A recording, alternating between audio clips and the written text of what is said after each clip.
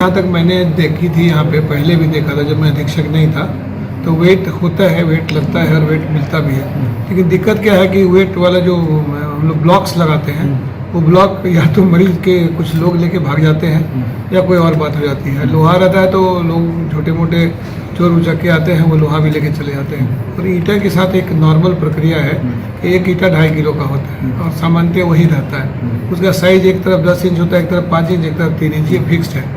तो जब साइज भी फिक्स है, ये भी फिक्स है, वेट भी फिक्स है, तो हम लोग नॉर्मली डेवलपमेंट के हिसाब से देखेंगे, साइंटिफिकली तो ईंटा लगाना बहुत प्रॉपर नहीं है। लेकिन अगर कार्य करने के लिए देखेंगे तो कार्य करने के हिसाब से वो उतना वेट दे सकता है जो ट्रैक्शन करता है। ऐसे ये उचित नहीं है, मैं इस पर चल रहा हूँ और मैं पुनः जो है उनके वेट्स वाले जो मशीन ब्लॉक्स होते हैं वो मंगवाने की कोशिश करता हूँ, क्योंकि वहाँ पर कई दिनों नहीं महीनों तक भी 21 दिन तक तो सामान्यतया ट्रैक्शन पे रखते हैं। बहुत लोग ऑपरेशन नहीं कराना चाहते हैं, बूढ़े लोग हैं, कहते हैं कि नहीं हम नहीं कराएंगे ऑपरेशन, एकदम बिल्कुल लिखित देते हैं कि नहीं कराएंगे ऑपरेशन।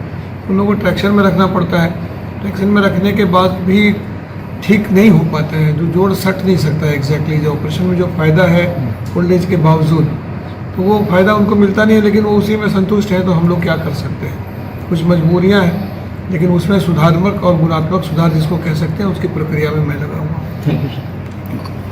ईंटों के सहारे इलाज, मायागंज अस्पताल में स्वास्थ्य सेवाओं की बदहाली। पूर्वी बिहार के सबसे बड़े सरकारी अस्पताल भागलपुर स्थित मायागंज अस्पताल में हड्डी रोग विभाग की हालत बदतर हो चुकी है। यहां मरीजों को इलाज के दौरान बिस्तर और जरूरी उपकरणों की भारी कमी झेलनी पड़ रही है।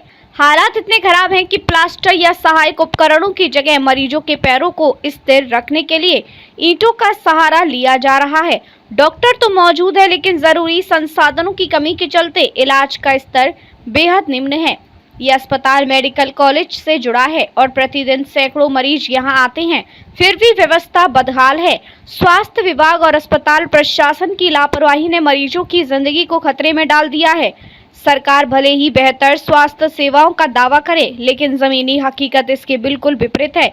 अब सवाल यह है कि प्रशासन कब जागेगा और मरीजों को कब मिलेगा सम्मानजनक इलाज।